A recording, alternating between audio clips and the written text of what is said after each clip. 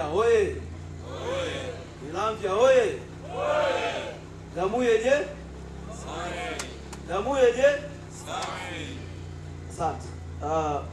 Mheshimiwa mgeni rasmi,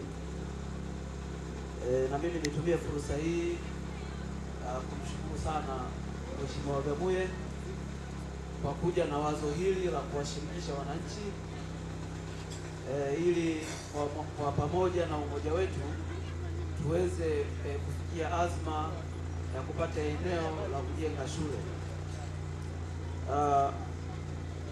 Afisa elimu msingi tayari amekwisha sema maelezo ambayo ni mazuri sana hapo awali, na mimi kwa niaba ya mkurugenzi niseme tu maneno machache. Moja, tukushukuru kwa kutenga muda na kuja kujumuika na watu wa Mwilamvya.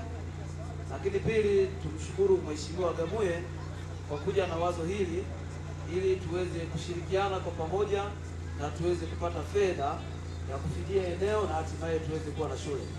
Lakini tatu, niweze pia kuwashukuru waheshimiwa madiwani na wengine wote ambao wameacha muda wao na kuja kumunga mkono Mheshimiwa Gamuye.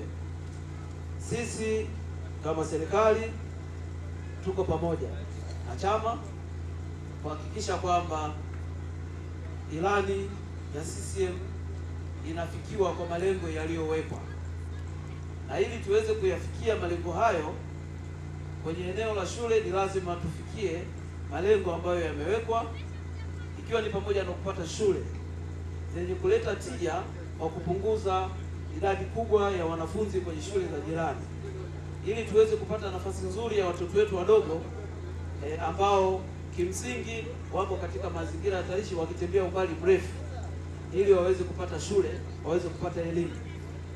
Na kwa sababu hiyo sisi tunasema tuko pamoja, Mheshimiwa Mwenyekiti na Mheshimiwa mgeni rasmi.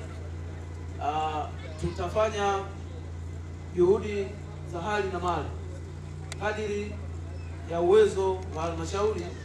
Tutahakikisha kwamba shule katika eneo lile linapatikana na watoto wetu wanaweza kupunguziwa umbali wa kutembea ili basi tuweze kupata tija ya elimu. Ukiangalia ufaulu wa eneo hili ni mzuri, hivyo basi inatupa hamasa ya kusema kwamba tukiweza kupunguza idadi ya wanafunzi katika shule mama tutapata ufaulu mzuri zaidi ya huu ambao tunausema, na kwa sababu hiyo tutaungana kwa pamoja na kuhakikisha kwamba tunaipata shule katika eneo lile. Kama alivyosema afisa elimu ni kwamba serikali kupitia kwa mwenyekiti wa CCM Taifa, Rais wa Jamhuri ya Muungano wa Tanzania Daktari Samia Suluhu Hassan anahakikisha kwamba watoto hawatembei umbali mrefu ili waweze kupata elimu. Siku zote tunasema elimu ndio ufunguo wa maisha.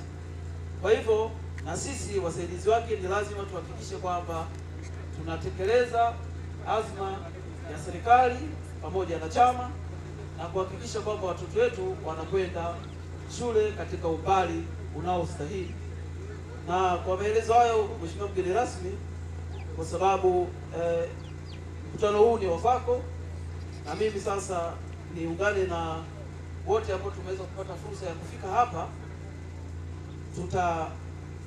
Tutasikiliza maelekezo utakayokuwa umeyasema, na sisi kama serikali tutahakikisha tunatimiza azma ya chama na serikali. Mheshimiwa mgeni rasmi, baada ya maelezo hayo sasa nikukaribisha rasmi ili uweze kuongea na hadhira hii. Asante sana.